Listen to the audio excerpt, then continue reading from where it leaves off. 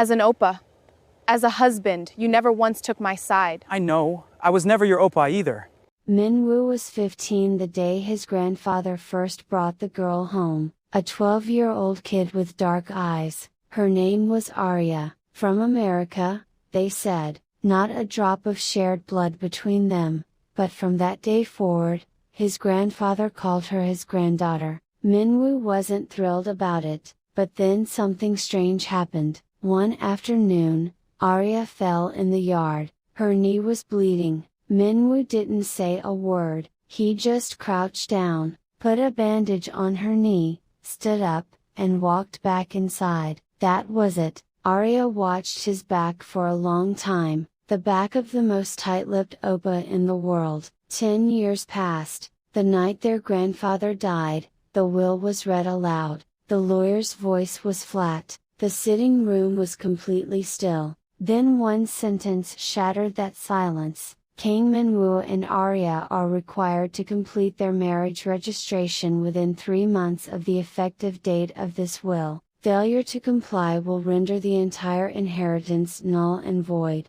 Minwoo froze right where he stood. Aria looked down. Her expression didn't change, not even a little, like she already knew. 3 days later, Minwoo called Aria into his study. Late autumn sunlight was pouring in through the window, but inside that room, it felt like the dead of winter. Listen up, this is a contract. Nothing more, nothing less. Aria said nothing. First you take advantage of my grandfather, now you're trying to tie down my entire life. I know exactly what you're going after. As those words landed, something flickered in Aria's eyes, just once, but Minwoo wasn't looking. He never intended to look. 10 years and he still doesn't know me at all. Aria just nodded. Once? It was the evening of the 3rd day after they filed the marriage registration. The front door opened, and a woman Aria had never seen walked in behind Minwoo. Her heels clicked against the marble floor, sharp and even. Oh, you must be Aria. Minwoo's told me so much about you. Suyeon, Aria could tell without being introduced. Her eyes said it all. This house belongs to me. Without glancing at Aria once, Minwoo shrugged off his coat and tossed it on the sofa. Suyeon's going to be staying here for a while, don't worry about it. Aria listened and quietly made her way up the stairs. The moment her hand touched the railing, she thought of the bandage from when she was 12, and quietly let it go. That night, the light in Aria's room was off, but Aria wasn't asleep. She stared at the ceiling and pulled out an old question she'd been sitting with for a long time. How much longer do I have to wait?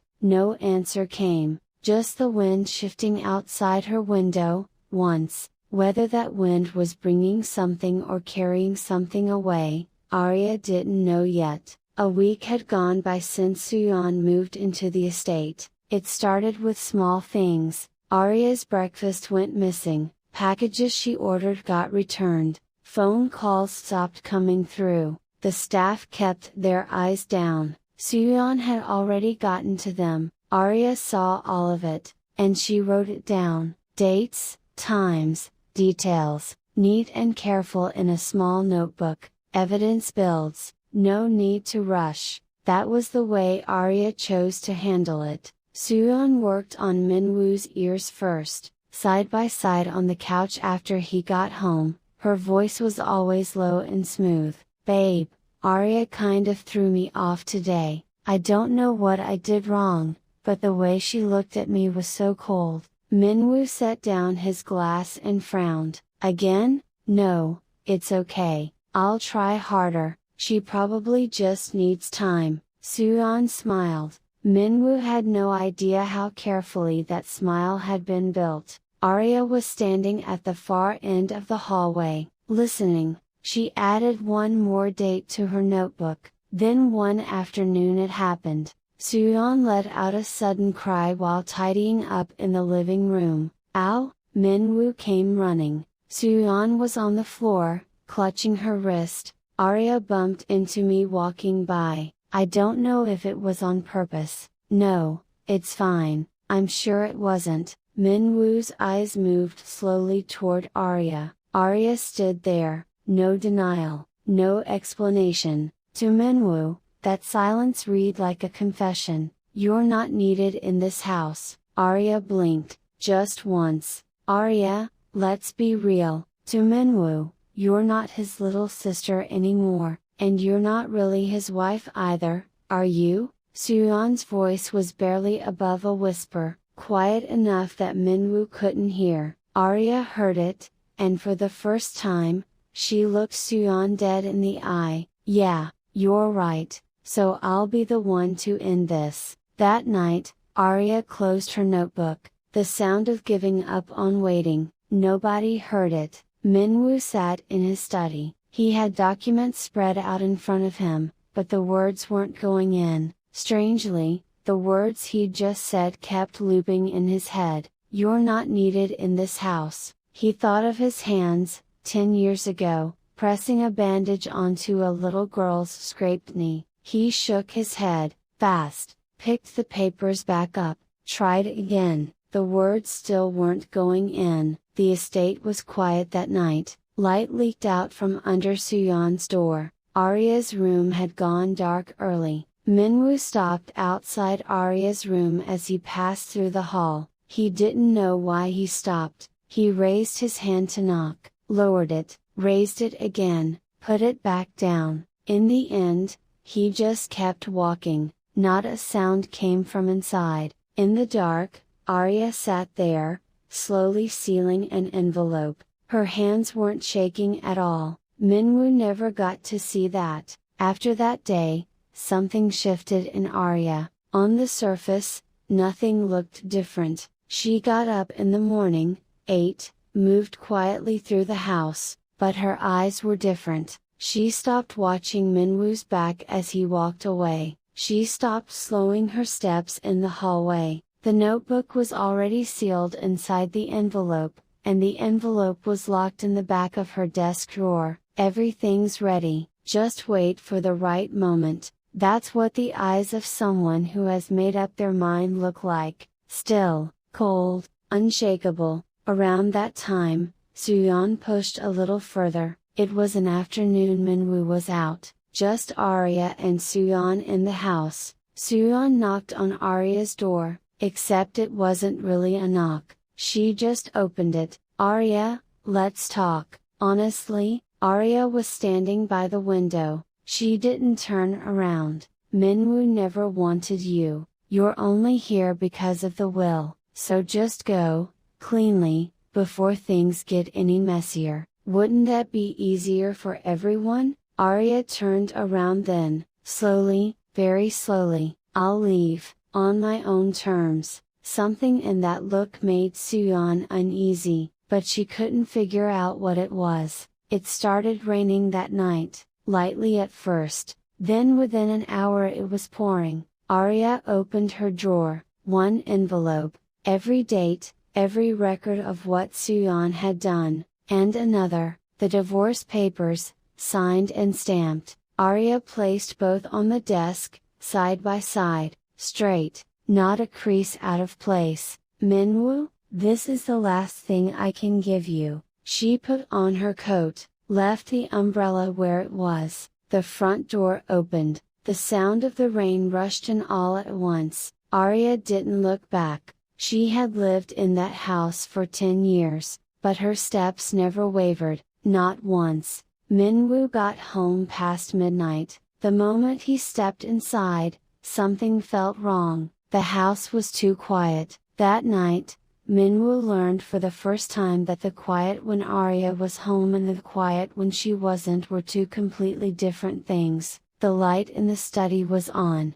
He went in, 2 pieces of paper on the desk. Minwoo picked up the divorce papers. His fingertips stopped at the corner of the page. He couldn't bring himself to touch the envelope beside it. Why can't I open it? He stood there for a long time, not moving. Outside it was still pouring. He didn't know yet that Aria had walked out without an umbrella. Honestly, It's hard to just put this all on Minwoo. He chose not to see what was right in front of him, even when he could have. People have a way of being the last to notice what's closest to them, and the price for that always comes due after the person is already gone. A month passed. On the surface, Minwoo's days looked the same: go to work, sit through meetings, come home. But something kept happening. Whenever someone passed by the glass door of the conference room, his eyes went there first. Someone about the same height, someone with the same way of walking, but it was never her. What is wrong with me? He picked up his papers, forced himself to read. He read 10 lines, went back to the top 3 times. Meanwhile, Suyeon had been quietly claiming more ground, showing up in Minwoo's office before he arrived, suggesting they redecorate the house, pushing him to move faster on the inheritance. Babe, Aria already signed the divorce papers and left. Can't we just wrap up the paperwork? Minwoo didn't answer. Why do you keep putting it off? I can't move forward until you do. Later, Suyeon's eyes narrowed. She was keeping track of how many times he'd said that. It was a morning 2 months in. Minwoo finally went to the study. Still there, in the desk drawer, the envelope. He just stared at it for a while, reached for it, pulled back, reached again, then he picked it up. Inside was a small notebook and a few documents, everything organized by date, in Aria's handwriting, the dates Suyeon bribed the staff, the lies she fed Minwoo, every detail of the setup she staged. Minwoo's hand slowed as he turned the pages, then he reached the last one. She knew, Aria knew all of this from the very beginning. Alone in the study, he said it out loud. No one answered. Of course no one did. The last page wasn't from the notebook. It was a separate document slipped in the back, from the year Minwoo had nearly lost his company. Aria's signature was on it, a full transfer of her inheritance share into Minwoo's name. He checked the date. The winter things had been at their absolute worst. Aria was 22 years old then. She did it for me. She always did. He couldn't put the document down. 10 years of memories came back wearing completely different faces.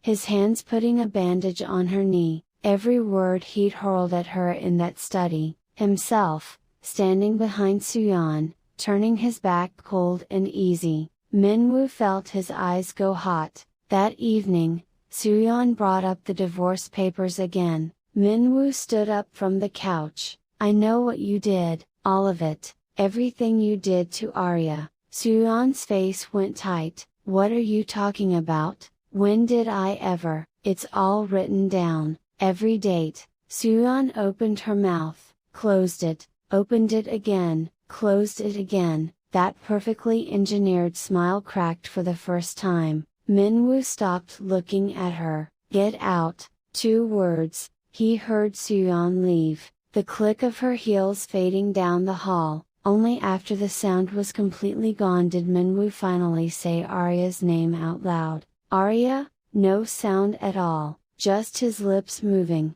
It took Minwoo 3 months to find Aria. He asked around, tracked down leads, did it all on foot, and then one late afternoon, a small town by the sea, Aria was standing at the end of a stone pier. The wind was strong, the hem of her coat lifted and fell. Minwoo stood back and just watched for a while. She was alive, she looked well, but somehow that hit him harder than relief. She's doing just fine, without me. Aria heard him and turned around. The moment she saw Minwoo, her face went still, not surprise, not warmth, just, closed. How did you find me? It sounded like a question. It wasn't. I found you. It took a while. Aria turned back to the water. What do you want? Minwoo walked toward her slowly and stopped right in front of her. Then he got down on his knees. The stone was cold and rough underneath him, but he didn't care. I'm sorry. Aria looked down at him, said nothing. I read everything, the envelope, that you knew from the start, that I looked the other way, that you signed over your share for me." His voice broke near the end. "I'm sorry, I know it's late, but I needed to say it." The sound of the waves filled everything between them. Aria was quiet for a long time. A gust of wind swept through, it pushed her hair across her face. "As an Oppa, as a husband, you never once took my side." Her voice was low, steady. "Thank you for saying sorry, but those words don't undo anything. I know, I'm not trying to undo it." "Then what do you want?" Minwoo had no answer, he couldn't find one. Aria turned slowly and started walking toward the village. "Go home, Minwoo." It was the first time she hadn't called him Oppa. That one line cut deeper than the divorce papers ever had. Aria's footsteps were getting farther away. Minwoo pushed himself up off his knees. He couldn't just let her go, but he had no right to pull her back either. He looked at her back and opened his mouth. "First no," just 2 words. Aria's footsteps stopped. She didn't turn around, but she stopped. Words only the two of them knew. The day 12-year-old Aria first came to the house, it was snowing. Minwoo stood beside her at the window without a word, and they just watched it come down together. That was all it was. No conversation, no touch. But after that day, every year when the first snow fell, Aria would find Minwoo, and Minwoo was always there. Neither of them ever said out loud what it meant. Aria stood there, still. She didn't turn around, but she didn't leave either. On that pier with nothing left but the sound of waves, the two of them just stood there. Minwoo figured it out too late. The person who had been by his side the longest was the one protecting him the most. Aria waited far too long, but standing there where that waiting finally ended, for the first time, they were both facing the same direction. Whether they could go back, whether they even should, only the ocean knew. People have a way of being the last to see what's right in front of them, living under the same roof every single day, and still finding it so easy to turn away from someone's honest heart. Minwoo is proof of that, isn't he? But Aria has something to teach us too. Instead of letting her anger explode, she stacked up the truth, piece by piece, and walked out standing on her own 2 feet. She was in a vulnerable place, but she never let herself be weak. The harder a relationship hurts, the longer we hold on before we let it go. That's just how people are, and whether that letting go is an ending or a beginning, it all comes down to what the one left behind chooses to do. This story is a work of fiction,